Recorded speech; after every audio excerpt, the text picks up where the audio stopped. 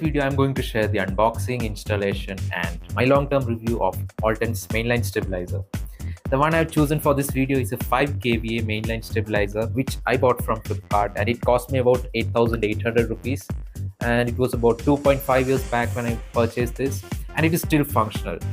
What all challenges I had to face, and is it really value for money? Is it safe enough for homes? Did it solve the problem it is designed for? We are going to discuss everything in this video, but first of all, let's learn why do we actually need a voltage stabilizer? What is the actual need for this?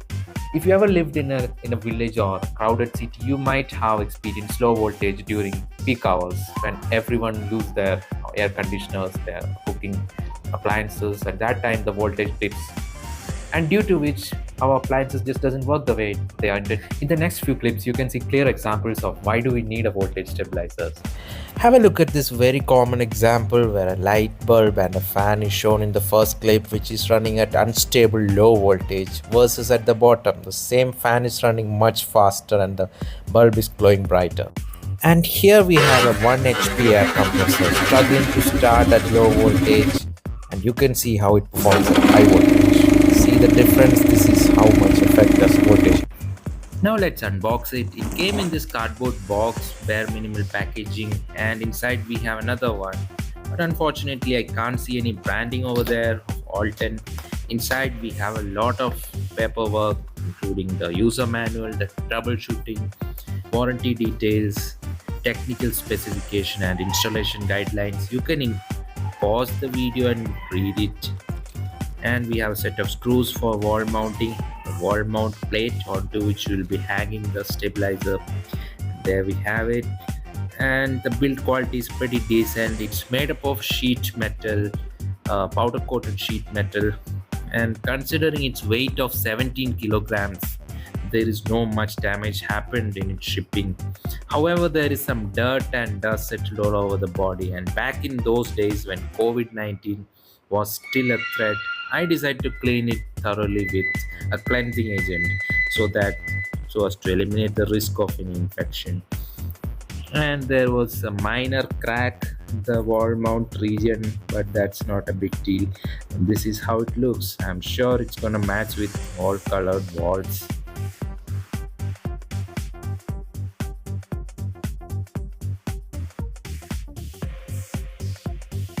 For the installation, I marked where I'm gonna install it and marked the 3 holes, and using a spirit level I ensured it is properly oriented.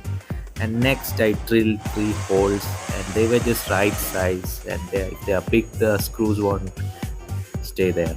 So additionally, I'm using some nylon wall plugs so that the screws remain strong and stiff with the wall, and they just don't come out. And using an impact drill, I screwed them in its place, and they were really rigid and strong to hold the weight of the entire stabilizer. Next, for the wiring, I removed the panel cover, and this step can be done really simply. I'm making it slightly more complicated for my exceptional case. Otherwise, you can just follow the manufacturer's guidelines. Use those 5 wires, 2 input, 2 output, and 1 earthing is enough. But in my case, I am making a wiring harness so that I can completely isolate the stabilizer from my main line in the event of a lightning strike, because in our area every year a lot of lightning strikes happen, and all the protection devices, SPDs, nothing can prevent the damage. So I'm designing the harness in this way. You can totally skip this step and keep it directly connected to your wall mains. There is a changeover switch already provided, so this step is entirely can be skipped, but as I described, for my case I'm making this wiring harness. I properly used color codes for all those 5 wires so that in future, even when another person is trying to check the wiring or trying to repair something, they can easily understand which wire is which. So that really helps them to understand. So I would recommend you properly color code all the wires. That will be really helpful for in the case of repair or maintenance. So the one here I'm using, it's an industrial socket rated for 32 amps for 40 volts, but our requirement is much less than that, so it's definitely be safe. While if you are trying to install something similar setup, make sure you're using a proper safety regulated unit, and there are a lot of Chinese rebranded ones in the market that are not safe and pose a risk of fire or any electrical accident. So be careful while choosing such electrical parts. And I simply grouped all the wires and wrapped them together so that I can pass them through a strain sleeve. So for installing the strain sleeve, I'm making a bigger hole here. For the strain sleeve, I used a washing machine, a laundry machine's water inlet hose, so that I'll be installing in that hole so that the wires don't get damaged when it is pulled in and out and unplugged and plugged many times. This laundry pipe will act as a strain sleeve for the all those wires, and it's going to protect them as well. Through this strain sleeve, I am going to pass all those 5 wires which are properly color coded, and we have a clamp over there. This is another protection so that those wires don't come gets pulled out from the socket. It's an additional safety thing.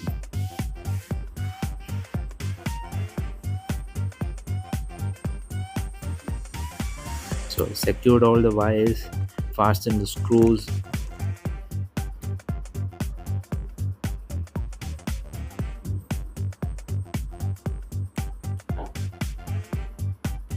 checked it once again if every wire is just connected in the right hole and they are marked and tight properly.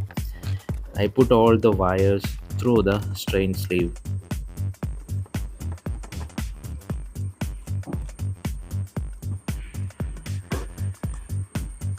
I carefully inserted. The tips are wrapped with tape so that they don't get damaged, which I will remove later on. And now I screwed the front part.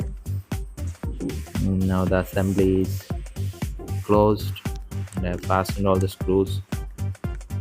And the other end of the strain sleeve, we have all the 5 wires. This is what you saw in the previous clips. These were the 5 wires I connected to the mainline stabilizer. Now for installing the plug unit, in the previous one we saw the plug. Now we are going to install the socket. For the socket wall mount, I am using an MDF piece and using some 2-inch screws. I installed them on the wall, tight and secure so that they can bear the forces of pulling. The socket will be installed on top of that, and this is a socket, and the plug will be plugged in here.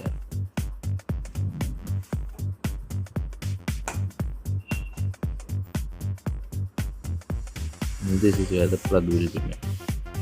Yeah, here also we have 5 wires. We have to use proper color code and know where we are going to install them. Be careful with the wiring. Any wrong connection can cause electrical damage. Get it done by any professional electrician. Now I installed the stabilizer onto its wall mount, and for testing I plugged it once, and now it is still not connected to the mains. The fuse is still unplugged. Just for checking if there is any manufacturing defect, I am running it idle without any load. It's working, it's functioning properly. There are no manufacturing defects. You can see it's displaying input and output, and the changeover, both the MCBs are working fine. There is a 5-second delay. It checks the input voltage and plans the output accordingly within those first 5 seconds. As it was working fine, I decided to test it again with the load of our home appliances. I plugged in the fuse and now connected it to my home's output. Now the entire home's power supply is connected and it is still functioning good. There are no issues. At 194 input it was giving 234 output. And the strain sleeve, for I installed another clamp over there so that wires remains strong and stiff and they don't get damaged while unplugging and plugging in the socket and plug. Same here, I use wall plugs so that they are well secured in its place, and using screws I secured tightened there. So even when I'm plugging and unplugging the plug and socket, the wires will remain safe and will not be damaged by the forces of hanging.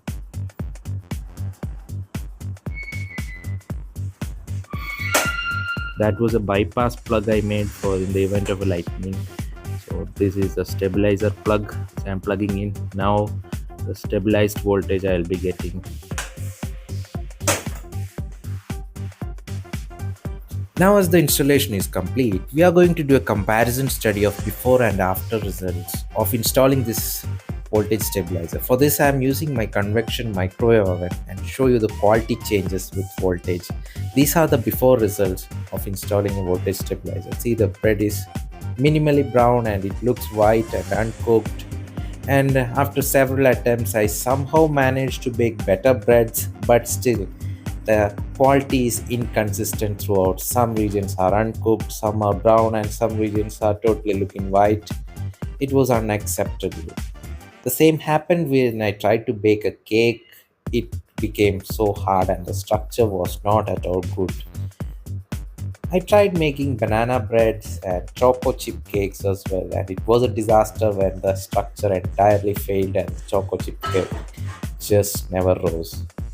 Finally, I tried to grill some chicken and it was disappointing as well. Due to low voltage, the temperature were never right for the grilling the chicken and it remained uncooked from the inside.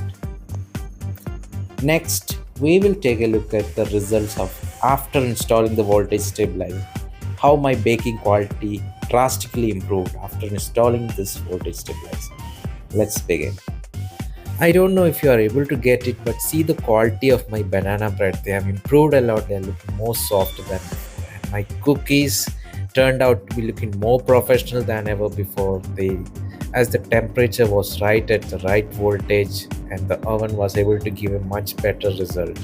And I could cook really delicious cookies out of the same oven, which performed poorly before having the proper voltage. And I tried several pizzas as well. My pizzas turned out to be really good. And for another experimentation, I tried with a roti maker that was able to make much softer and fluffy fulka than ever before. And here are my normal breads. With a very minimal use of yeast, they are able to provide much better and softer results. See the quality of bread, how soft it is. I don't know if you're able to get it. And here is another designer bread I tried. This was very perfectly browned and it was delicious. Now here is the verdict. Should you buy this product? Okay, let's discuss that. Is it safe enough? We are going to talk all those things. So, did it solve my problem? Yes, definitely. My water pumps now work at much faster rate than before and the water tanks get filled within few minutes. The microwave oven works just really fine and it's giving fantastic results than ever before. And there is a lot of improvement in other home appliances as well because of voltage. But is it completely safe? It depends on what all appliances you intend to use at your home. If you have very sensitive electronics at your home, expensive MacBooks, 3D printers, CNC, and such DIY stuff machines, I wouldn't recommend using this. For such things, you better go for a servo stabilizer where the transition between the voltages is much smoother than this one. It's a relay based stabilizer though, so the switching between relays kind of spikes voltage in between, and that can damage very cheaper small electronics, sensitive electronics. And especially it also depends on factors like your locality. If if there are welding shops nearby and such power tools being operated in your locality, there is a chances that this may not be able to protect your appliances from those voltage fluctuations. One such incident happened with me at one night. It just vigorously started fluctuating, and I could even see the sparks of those relays. So if you intend to, wherever you install it, make sure you don't keep any inflammable substances or anything that can catch fire. So install it in a safe area.